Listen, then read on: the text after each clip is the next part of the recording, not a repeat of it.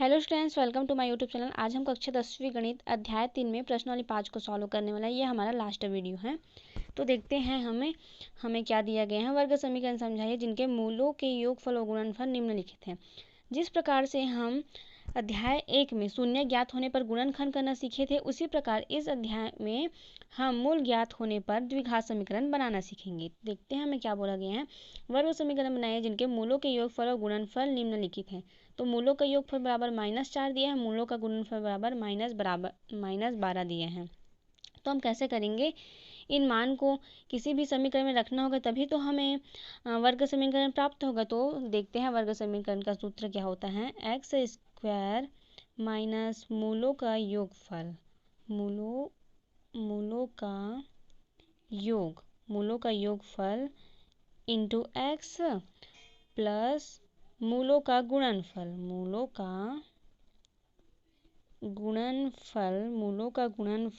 Is equal to 0। तो यहाँ हमें मूलों का योग का मान जो दिया है उसको रखेंगे और यहाँ मूलों के गुणनफल का जो मान दिया है उसको रखेंगे। इस प्रकार से हमारा वर्ग समीकरण बन जाएगा। तो देखते हैं पहला क्या बोले हैं। इसमें हम लिखेंगे, पहला है दिया है, हमें क्या दिया है उसको लिखेंगे। दिया है मूलों का योगफल। अब जितने भी सूत्र हैं उसको एक कॉपी में लिखकर याद कर लीजिएगा, क्योंकि 10th में अधिकतर सूत्र ही हैं। ओके, मूलों का योगफल और मूलों का गुणनफल क्या दिए हैं। मूलों का गुणनफल हमें क्या दिया है, -12। तो हम जानते हैं, लिखेंगे ऐसे, चूंकि हम जानते हैं कि एक्स स्क्वायर माइनस मूलों का योग एक्स प्लस मूलों का गुणनफल बराबर 0 होता है। वर्ग समीकरण बनाने का सूत्र हम जानते हैं, चूंकि एक्स स्क्वायर माइनस मूलों का योग इंटू एक्स प्लस मूलों का गुणनफल इज इक्वल टू 0। तो जहाँ जहाँ हमें दिख रहा है उसको रखेंगे। तो एक्स स्क्वायर और यहाँ मूलों का योग दिख रहा है, तो मूलों का योगफल हमें क्या दिया है, -4। तो पहले से माइनस यहाँ है और ये -4 है, तो माइनस माइनस प्लस 4 एक्स का एक्स। और मूलों का गुणनफल हमें -12 दिए हैं, तो हमें -12 करेंगे और इसको 0 के इक्वल लेंगे। फिर नेक्स्ट स्टेप में करते हैं x square plus 4x -12 is equal to 0। ये बन गया हमारा द्विघात समीकरण। इसी प्रकार हम नेक्स्ट क्वेश्चन सॉल्व करते हैं। इस प्रकार आप सभी को सॉल्व कर सकते हैं। दूसरा देखते हैं, मूलों का योगफल दिया है 6 और मूलों का गुणनफल दिया है -9। तो यहाँ से हम रखेंगे दूसरा, इसमें मान रखेंगे तो हमें क्या प्राप्त होगा, द्विघात समीकरण। x माइनस मूलों का योग हमें दिया है 6, तो 6x और मूलों का योगफल हमें दिया है -9। तो ये प्लस है और -9, तो ये -9 हो जाएगा इज इक्वल टू 0। ये बन गया हमारा दूसरा द्विघात समीकरण। तो इसी प्रकार से आप जो भी क्वेश्चन दिया है उसमें इस समीकरण में मान रखना, मूलों के योगफल की जगह उसका जो मान दिया रहेगा उसको, और गुणनफल दिया है उसकी जगह उसका मान रखना, फिर हमें अपना द्विघात समीकरण प्राप्त हो जाएगा। ओके, तो देखते हैं नेक्स्ट क्वेश्चन में क्या बोला है। वर्ग समीकरण बनाइए जिनके मूल निम्नलिखित हैं। इसमें भी वर्ग समीकरण बनाने बोला, लेकिन इसमें सिर्फ मूल दिया है और इसमें क्या दिया था, मूलों के योगफल व गुणनफल दिया था। तो मूल हमें 7 और 4 दिए हैं। तो हम क्या करेंगे, दूसरा का पहला हमें दिया है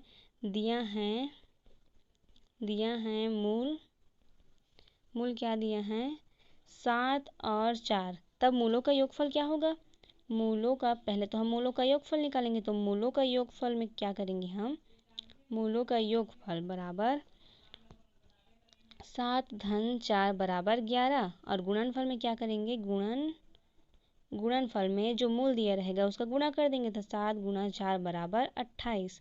तो हमें मूलों का योगफल व गुणनफल प्राप्त हो गया। तब जब हमें मूलों का योगफल व गुणनफल प्राप्त हो गया, तब हमें द्विघात समीकरण बनाना है। तो क्या करेंगे, जो इस समीकरण दिए हैं, द्विघात समीकरण बनाने का जो सूत्र दिया है उसमें मान रख देंगे। तो हमारा अतः हम लिखेंगे यहाँ, अतः द्विघात समीकरण एक्स स्क्वायर माइनस मूलों का योग एक्स धन मूलों का गुणनफल बराबर 0 इज इक्वल टू करके फिर से हम लिखेंगे, क्या लिखेंगे, एक्स स्क्वायर और माइनस, और यहाँ मूलों का योगफल हमें 11 प्राप्त है, तो 11x और धन धन और गुणनफल हमें 28 प्राप्त है, तो 28 इज इक्वल टू 0। ये हो गया हमारा वर्ग समीकरण। ओके, ये हो गया हमारा आंसर पहला का। देखते हैं दूसरा। चलो तीसरा देखते हैं। तीसरा में क्या बोला, दो मूल दिए हैं, तो इसमें से भी पहले हम मूलों का योगफल निकालेंगे। तो मूलों का योगफल क्या होगा, हमें मूलों का योगफल बराबर -2 + 4, दोनों मूल को जोड़ देंगे तो हमें क्या प्राप्त हो जाएगा, 2। और गुणनफल में क्या प्राप्त हो जाएगा, -2 × 4 = -8। तो फिर से अब हम द्विघात समीकरण ज्ञात करने के लिए समीकरण में मान रख देंगे, तो क्या हो जाएगा हमारे पास द्विघात समीकरण x² और माइनस मूलों का योग इंटू एक्स, तो माइनस मूलों का योग 2 इंटू एक्स का x, और इधर प्लस मूलों का गुणनफल है तो प्लस लिखेंगे, और ये माइनस है तो ये माइनस हो जाएगा, -8 = 0। ये हो गया हमारा आंसर। इस प्रकार हम इसको सॉल्व कर लिए। ओके, तो इस प्रकार से आप इन सभी को सॉल्व कर सकते हैं। अब देखते हैं थर्ड क्या बोला है। थर्ड में ये कहा है, निम्नलिखित द्विघात समीकरणों के मूलों के योगफल व गुणनफल ज्ञात कीजिए। तो हमें समीकरण दे दिया गए हैं और इसमें से मूलों के योगफल व गुणनफल ज्ञात करने बोला है। तो हम पहला लेते हैं, क्या दिया है, 3x² + 7x + 1 = 0। तो चूंकि हम जानते हैं द्विघात समीकरण का सूत्र क्या होता है, x² माइनस मूलों का योग इंटू x धन मूलों का गुणनफल होता है। मूलों का गुणनफल = 0 होता है द्विघात समीकरण का सूत्र। तो हम इसको तुलना करेंगे, तो हम x से इसको तुलना करेंगे तो हमें x² की जगह ये 3 यहाँ 3 आ गए हैं, तो हमें 3 को हटाना होगा, हमें इस समीकरण को इस रूप में लाना होगा।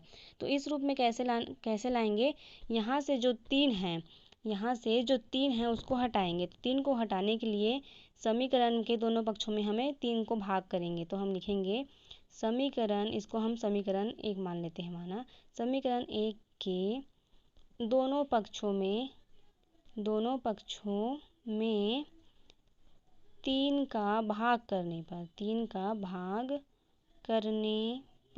का भाग करेंगे तो क्या हो जाएगा, 3x² / 3 + 7x/3 + 1/3 = 0।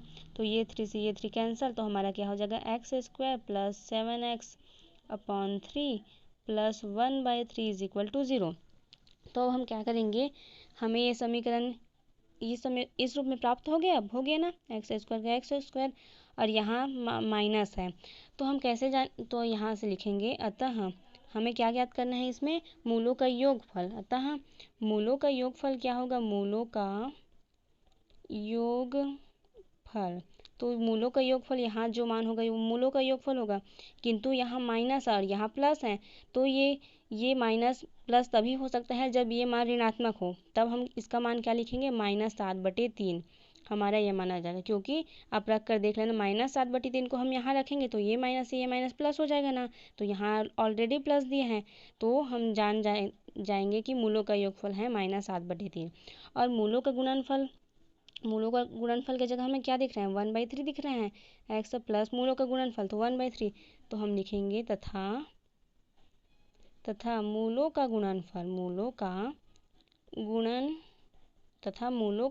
बराबर हो जाएगा 1/3। ये हो गया हमारा आंसर। इसी प्रकार नेक्स्ट सॉल्व करते हैं।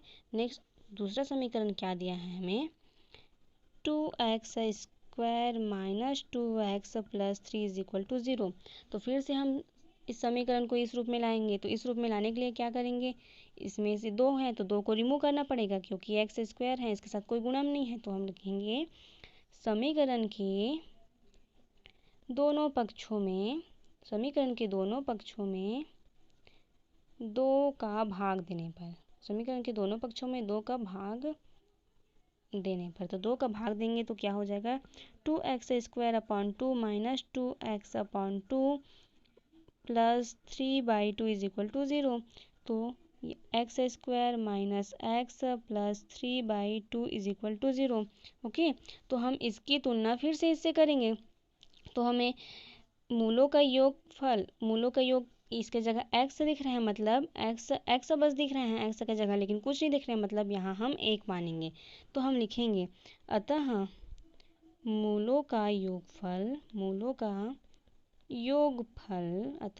योगफल बराबर होगा माइनस 1 नहीं होगा, सिर्फ 1 होगा। क्यों? क्योंकि यहाँ से माइनस की जगह यहाँ का माइनस है, x की जगह x है तो कुछ नहीं है, मतलब 1 है तो हम 1 बस लिखेंगे। और यहाँ प्लस में था तो हम उसको माइनस में लिखें मूलों का योग को। ओके, और इधर माइनस का माइनस में है तो हम सिर्फ इसको लिखें x इज इक्वल टू 1, क्योंकि यदि हम x की जगह यहाँ के मूलों के योग के जगह 1 रखेंगे तो माइनस में ही प्राप्त होगा, इस प्रकार। ओके, तो इस प्रकार मूलों का योगफल 1 हो गया और मूलों का गुणनफल हो जाएगा मूलों का गुणनफल कितना होगा, 2 इज इक्वल टू 3/2। मूलों का योगफल यहाँ से 1 आ गया और मूलों का गुणनफल तो ये 3/2 का 3/2, तो ये हो गया हमारा आंसर। इसी प्रकार आप सभी क्वेश्चन को सॉल्व कर सकते हैं। यदि आपको डाउट है तो इसको रख कर देख लेना, हमें यही मान प्राप्त होगा ये वाला।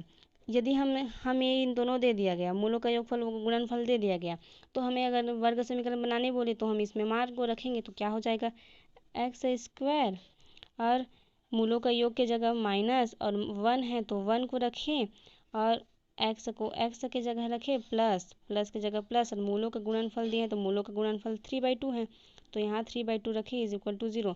तो हमें क्या ये वाला पद और ये वाला पद सेम दिख रहे हैं, x² माइनस 1x, 1 को नहीं लिखेंगे फिर भी चलेगा, प्लस 3/2 इज इक्वल टू 0, इस प्रकार। ओके, तो इस प्रकार आप इन सभी क्वेश्चन को सॉल्व कर सकते हैं। तो आज ये हमारा चैप्टर कंप्लीट होता है, मिलते हैं थर्ड चैप्टर में। तो यहाँ तक का आप स्क्रीनशॉट ले सकते हैं। यदि आपको हमारा वीडियो अच्छा लगे तो लाइक ज़रूर कीजिएगा और मेरे चैनल को सब्सक्राइब कीजिएगा ताकि मैं जो वीडियो अपलोड्स करूँ उसका नोटिफिकेशन आप तक पहुँच सके। Thank you.